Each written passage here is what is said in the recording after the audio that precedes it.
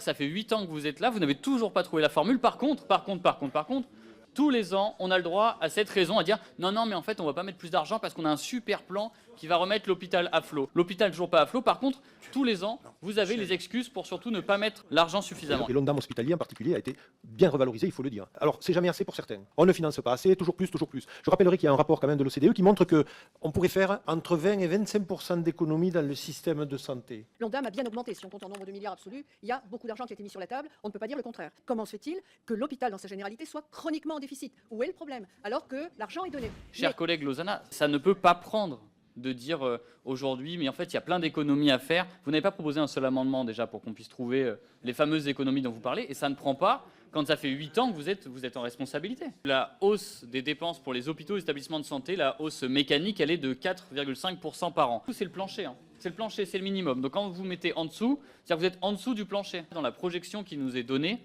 nous sommes constamment en dessous de ces plus 4%. Donc ça veut dire qu'il y a un sous-financement.